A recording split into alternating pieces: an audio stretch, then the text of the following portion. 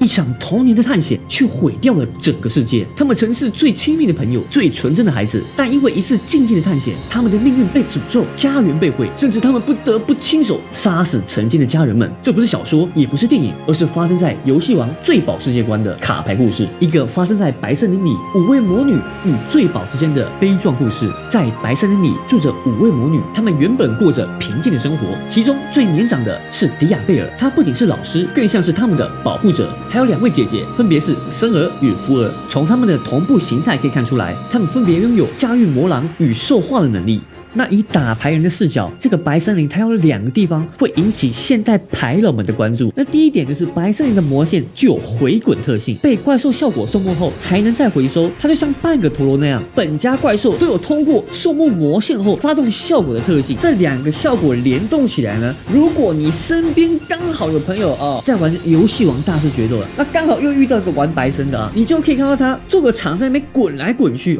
但只有这位迪亚贝尔，他的身份呢还没有完全解开。你看他登场的时候呢，就已经是个同步大怪了。那相比这个森儿与福儿，他们有各自的同步形态，但这位迪亚贝尔他在白森林本家牌组中并没有任何对应的原型，也没有最原始的姿态，可以说是出场即巅峰吧。但通常先攻的话，我们都会叫出血符呢作为后续的启动点。森狼则是有干扰对手兼具斩杀的能力，他的1效果就是免费给对手打上1炮但是呢是只针对对手的达摩炮，这个一言不合就全部盖起来，而且还没有1回合1次的限制。这个玩法呢是非常多变的，就连在 Meta 网站上的白森林强度呢还稳坐T2的宝座但这个故事的主角是最年幼的这2位，利泽特与阿斯特瑞亚，他们是最好的朋友，但性格呢却有完全相反，一个活泼好胜，一个内向聪明，很典型的反差姐妹组合。然而就是这2个最要好的孩子，却亲手毁了整个世界。这2个小女孩从小感情非常好，有一天她们无意间听到了森林的禁忌传说，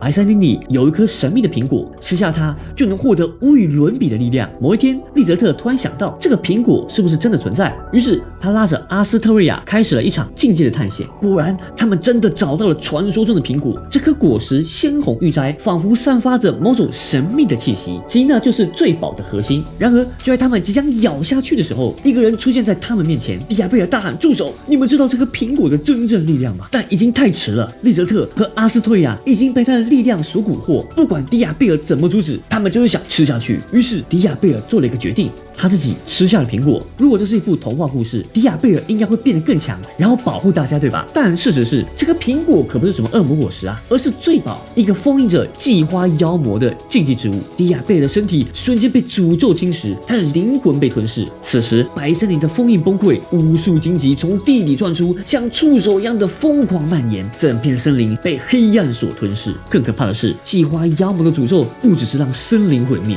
而是让所有接触他的人都变成他的仆人利泽特更是无法抵抗醉宝的低语，最终沦陷，成为白森林的圣徒利泽特。但你以为这场悲剧到这里就结束了吗？随着大姐被同化后，祭花之妖魔的荆棘席卷整座白森林，森儿与福儿也一一被控制，只有阿斯特瑞亚，也就是日后的黑魔女，侥幸逃脱。她继承了迪亚贝尔的一部分魔力，改名为迪亚贝尔斯塔，开始四处寻找解救白森林的方法。当白森林的封印崩溃，但是阿斯特瑞亚什么都不懂，但是他知道他再也回不去了，于是他踏上了一条只有复仇的道路。他不再是过去的阿斯特瑞亚，而是黑魔女迪亚贝尔斯塔。为了变强，他开始寻找醉宝。醉宝这个曾经毁掉白森林的东西，现在却变成了他唯一的希望。多年后，迪亚贝尔斯塔已经成为了一名强大的魔法使，他靠着不断的收集醉宝来强化自己，但他也成为了被世界通缉的对象，因为他的力量过于强大甚至被称为这个醉宝猎人他不在乎世界怎么看他，他唯一的目标就是回到白森林，消灭祭花妖魔。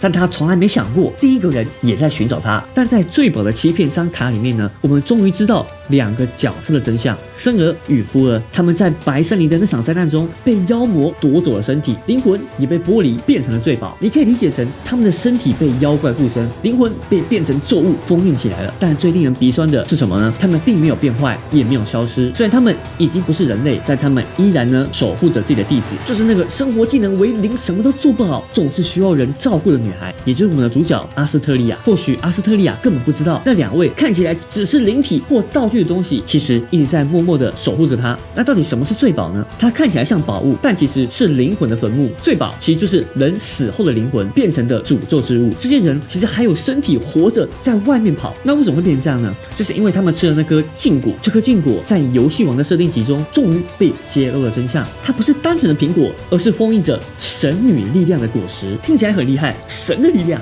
结果呢是诅咒，因为这力量根本不是给人类吃的，你只要碰到它，不管你愿不愿意，你就会受到诅咒，你的灵魂会变成罪宝，身体呢变成圣徒。罪宝是灵魂的残响，圣徒是被夺去灵魂的躯壳，这就是禁果的真相。这根本就是亚当夏娃加上咒术回战的组合嘛。然而这一切的起点就是那一口咬下那颗闪亮亮酷似苹果的果实。带来这种果实的呢，是一个叫做恶魔阿扎米娜的存在，他把这些罪果分给了世界上无数角色，像病毒一样的传播诅咒。但幸好有个人呢出手了，就是迪亚贝尔，白森林的老大，他留下来的魔力救了他们的灵魂，但也彻底改变了他们的命运。圣徒是谁呢？哪些人变成了圣徒？在白森林的故事线中，目前有3位已知的圣徒，有2位是曾经白森林的角色，生儿与福儿分别成为了告信圣徒与背信圣徒。那么还有其中一位杀戮圣徒，他的真实身份即将揭晓，灵魂被抽掉，身体成为武器，被恶魔操控，这就是罪宝世界观最恐怖的地方。那么利泽特被控制后到底怎么样了呢？他的灵魂虽然没事，但身体呢已经被圣徒化，成为圣徒利泽特。他就像住在自己身体的外面，看着他被恶魔控制，做出他无法接受的事情那样。那他后来怎么办呢？有一次